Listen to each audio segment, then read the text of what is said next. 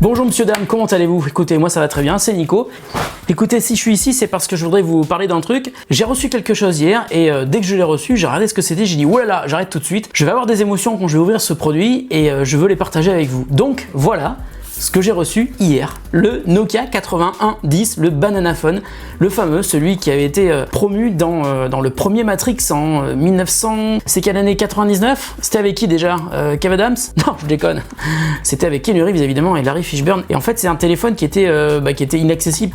C'était pas des smartphones à l'époque, c'était des téléphones, hein, tout simplement pour téléphoner, pour envoyer des messages et puis pour jouer à Snake. Et j'ai vu qu'il y a Snake dessus qui est intégré, donc il y a le jeu du serpent, le fameux jeu du serpent. Alors c'est pas le premier en fait de Nokia, parce que quand Nokia a été racheté par HMD Global après avoir été revendu par Microsoft, ils avaient sorti le 3310. Je sais pas si vous aviez vu le 3310, alors je l'ai jamais testé, mais je l'ai utilisé, il est assez sympa.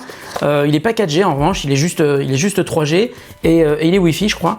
Donc voilà, il est très joli et je l'ai trouvé assez sympa. Bon, je l'ai pas spécialement utilisé parce qu'aujourd'hui, quand on a un feature phone comme ça, on peut pas faire grand chose. En revanche, celui-ci, il va beaucoup plus loin parce que j'ai lu qu'il était 4G et qu'il y avait un store d'applications et qu'il pouvait accéder à Internet, qu'il était Bluetooth et Wi-Fi. Donc pourquoi pas, hein, pourquoi pas.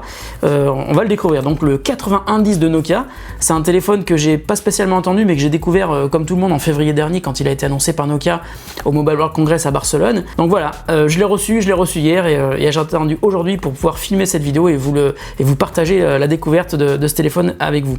Alors voilà, c'est parti, on va l'ouvrir et on va voir ce qu'il y a dedans. Donc le packaging est assez minimaliste. Bon, ça correspond à peu près avec le tarif, hein. Je crois que c'est 89,90 €. Je sais juste qu'il est sorti le 11 juillet en France. Alors là, on a quoi? Là, on a les écouteurs. Bon, on va voir ça plus tard. Le fameux Banana Phone. Donc incroyable. Je sais pas si certains sont comme moi et en 1999, quand ils ont regardé Matrix, ils ont rêvé de ce téléphone. C'était mon cas. Hop, le clapet coulissant qui laisse apparaître le clavier. Et j'ai pas l'impression qu'on retrouve la même qualité. Ça bouge quoi, c'est pas, ça fait un peu cheap quoi. J'ai peur de le casser en fait. Parce qu'à l'époque le truc c'était pas métallique, mais c'était presque, je crois en alu. Enfin c'était hyper haut de gamme. Là bon, évidemment 89 €, c'est pas le tarif du téléphone Nokia de l'époque, mais c'est quand même vachement bien. C'est un bel appareil et puis le simple fait de faire coulisser comme ça pour l'ouvrir. D'ailleurs, il s'allume pas. Je vais voir si comment ça s'allume. Faut que je laisse appuyer, je pense.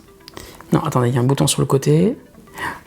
À moins que... Ah petit malin, il faut mettre une batterie. On a perdu l'habitude des téléphones dans lesquels on met une batterie. Hein.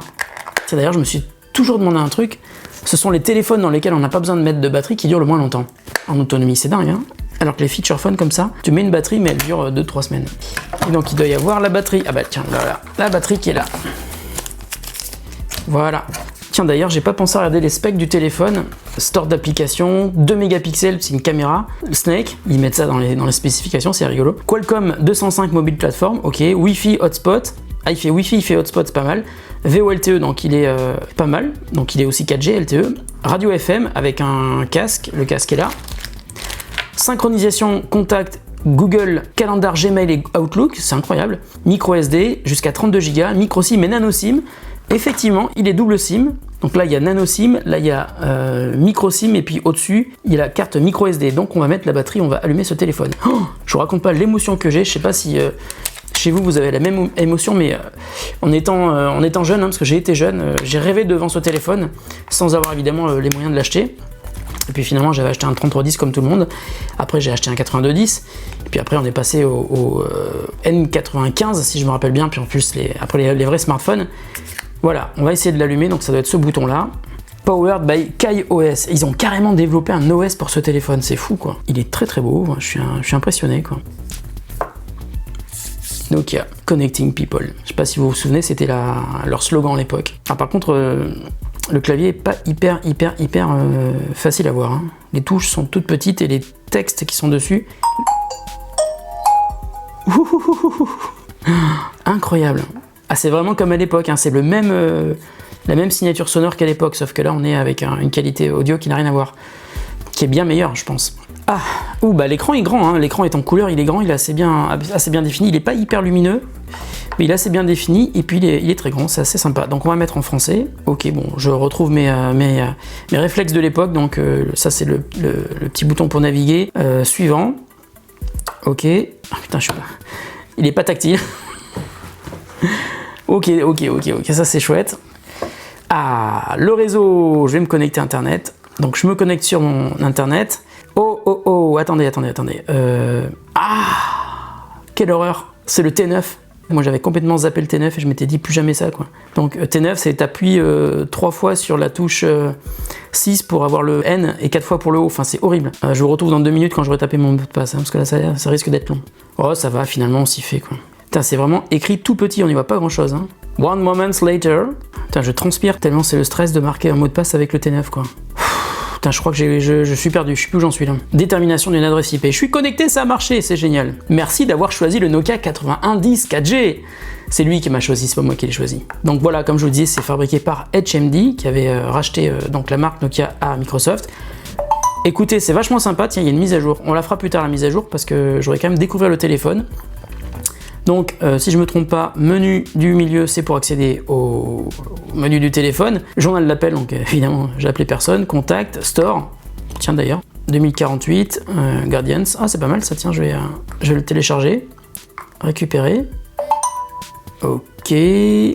Oh là, il n'y a que ça. Il n'y a pas beaucoup de jeux. Hein.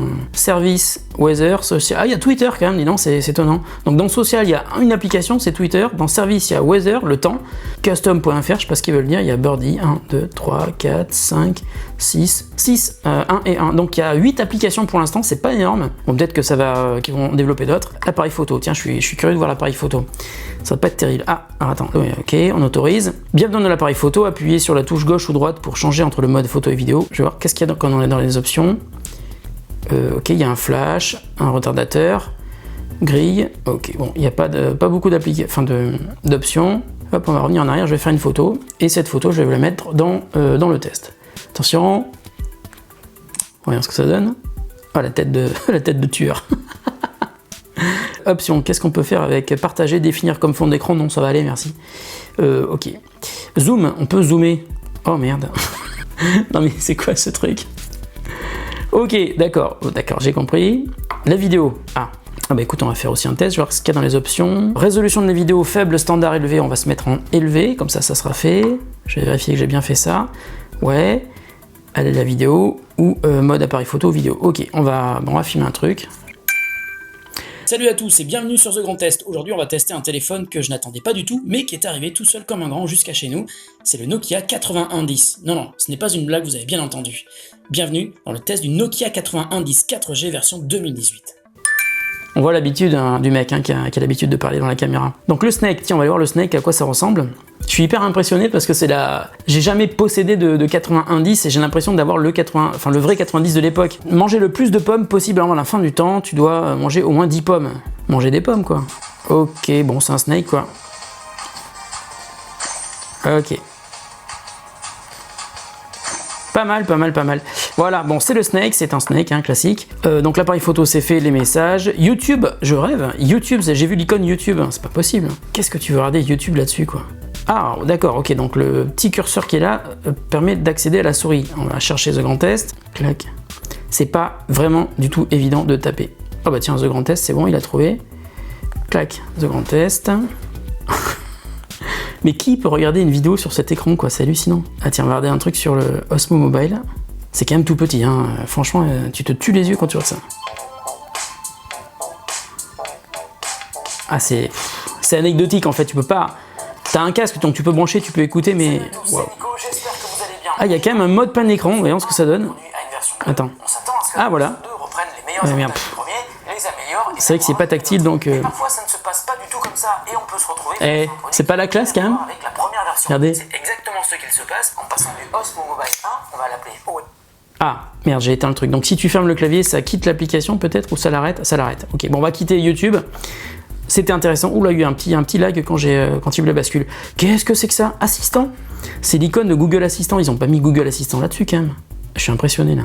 Alors je parle. Bonjour, comment vas-tu? Je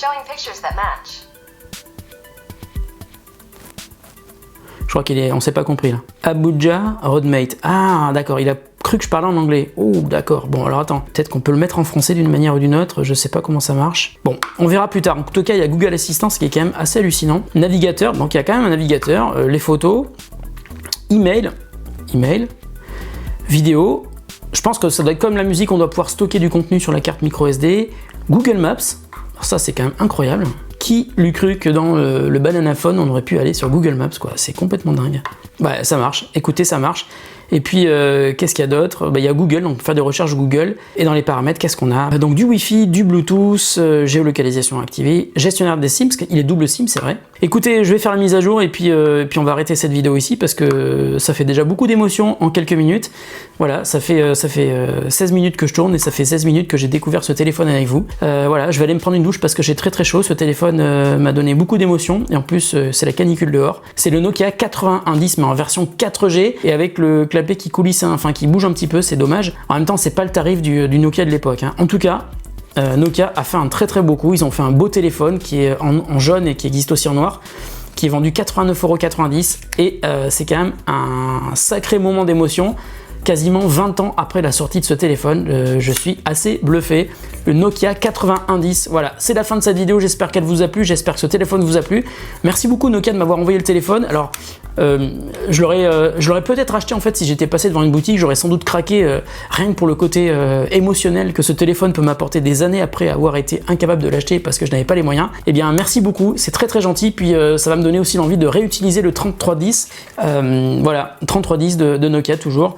La petite famille est réunie, génial. Voilà, si la vidéo vous a plu, surtout n'hésitez pas à mettre un pouce en l'air et puis à me poser des questions sur ce téléphone parce que sur celui-là aussi. Tiens, d'ailleurs, j'ai l'impression que la taille de l'écran est identique. Voilà, bon, mais écoutez, merci beaucoup. On se retrouve très bientôt sur The Grand Test. Salut à tous, c'était le test du Nokia 8110 avec un petit featuring du Nokia 3310. Je me serais jamais attendu à ça. Salut.